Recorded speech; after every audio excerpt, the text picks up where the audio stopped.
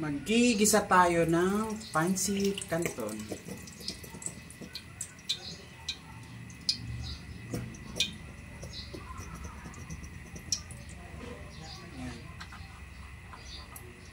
So, ilalagdag natin ang kanyang mantika.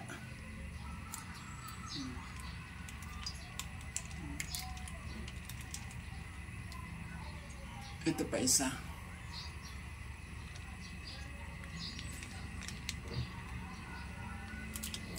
Okay guys, mag-gisa tayo ng canton. Unahin natin ang bawang.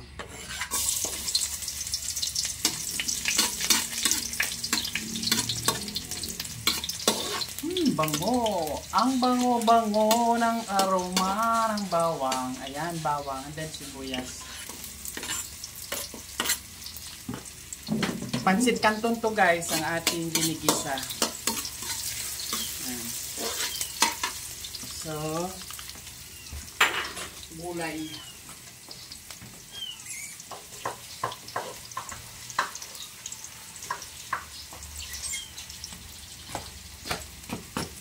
Ang next natin ay kanyang gulay. Yan o.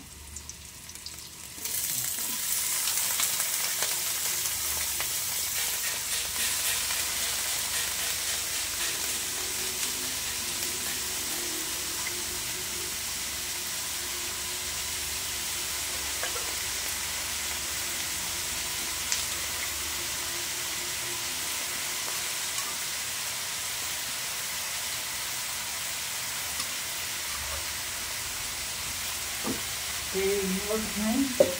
Okay. And then bawang.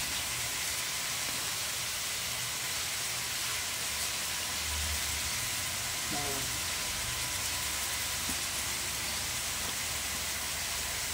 Hindi pong panggay ko na. Tuyo.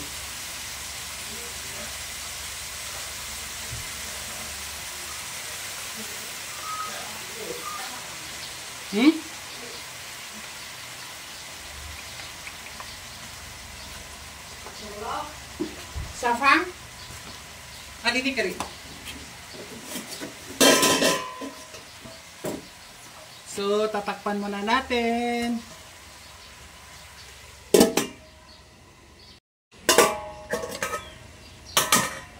You know. Diba?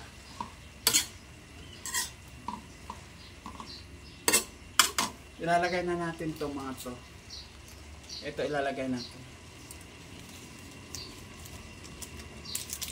Pancit canton to ha. Pancit canton yan. Pancit canton. Hindi yan pancit na ano. Talagang pancit canton po yan. Kaya ay masarap siya. Tapos ilalagay natin ang kanyang oyster.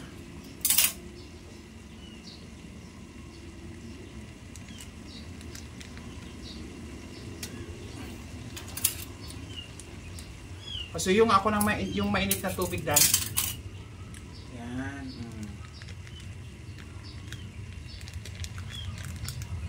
Diba? Maganda ganito ang gagawin nyo sa canton. Kasi lalagyan nyo siya ng gulay. Huwag puro canton. Kasi minsan kaya nagkaka-UTI, nagkakasakit sa kidney. Ang sabi daw nila gawa ng canton. Hindi. Dapat diskarte lang. Diskarte ang importante sa canton. Ang gagawin mo ganito. Ganyan. Lagyan mo siya ng gulay. Oh, para masarap. Dan, akin nga yung tubig. So, yan. O, diba? Lagyan natin siya ng tubig. Yan, lagyan natin siya ng mineral water. Mineral water yan, guys. So, kailangan natin yun. Ang palasa.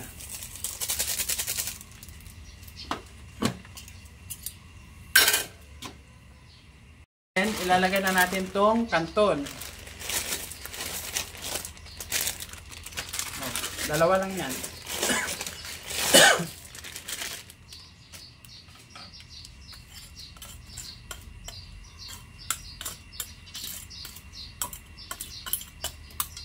O, diba? Nabigyan natin ng hustisya ang pancit canton. Tatakpan muna natin, guys. Ayan na ang ating pancit canton. Oh. Ayan, guys. O, diba? Look nyo. Ang sarap niyan.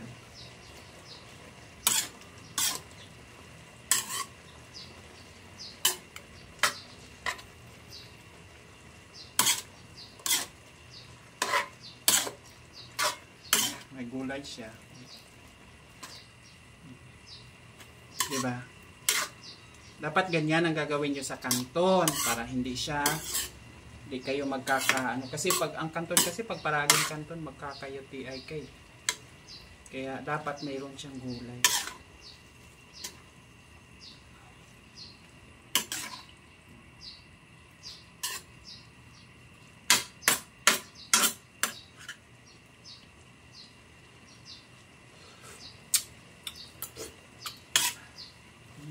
Sarap. Sarap, guys. Lagyan muna natin ng kunting asin. Yan.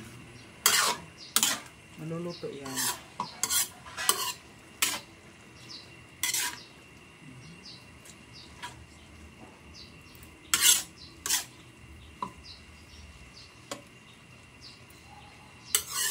So, ayan ang ating canton. Look. Sarap. Yummy. Kain na. Ang ating canton, guys. Yan. Sarap na. Kain na po. Kain na tayo.